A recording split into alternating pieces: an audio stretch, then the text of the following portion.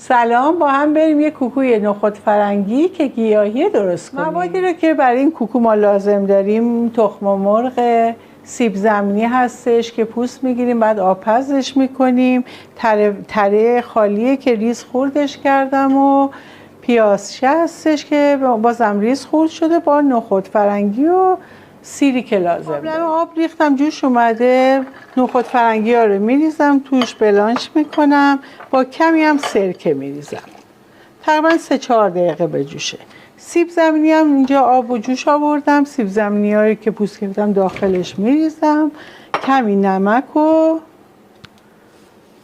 با زردچوبه داخلش میریزم.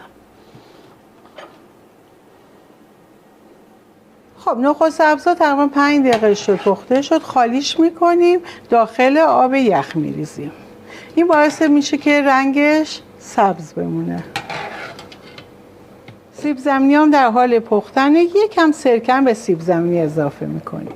سیب زمینی ها که پخته شدهش کاملا لهش میکنیم، کاملا باید خنک باشه.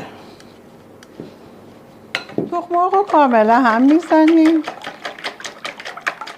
زردچوبه، فلفل،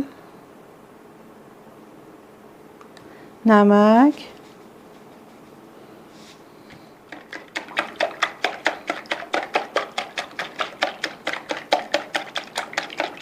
تره ریز خورد شده، پیازچه ریز خورد شده، سیب زمینی پخته شده و رنده شده، له شده، نخود فرنگی هم اضافه میکنیم، سیرم له میکنیم، همه مواد رو با هم دیگه قاطی میکنیم. 1-2 قاشق هم آرد میریزیم داخلش. مواد کوکو رو داخل تابه میریزیم. همیشه کوکو رو که میریزیم این دوراش ببینید خالی میمونه، یه مقدار از همیشه مواد کوکو رو نگه دارید، دوباره این دورا رو پر کنید. درش رو میذاریم رو حرارت کم، میذاریم پخته بشه تا این رویش سفت بشه. کوکو تو این مرحله که شد آماده است، رویش که سفت شد یعنی کوکو رو ما میتونیم برگردونیم، برش میزنیم یا قالبی برمیگردونیم.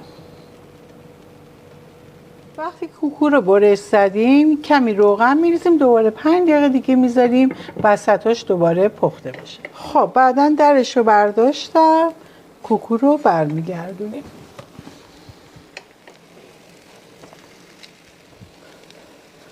کمی روغن روش میریزیم، با در باز رو حرارت کم 10 دقیقه آماده میشه. کوکوی ما الان دیگه آماده شده.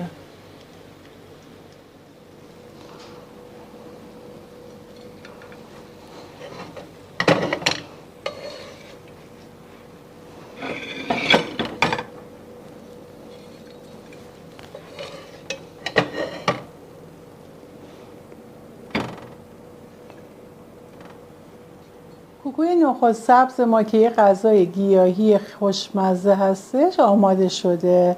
امیدوارم خوشتون اومده باشه. ممنون از اینکه همراه هم بودید. با نخود سبز دارم یه کوکوی خوشمزه براتون درست میکنم.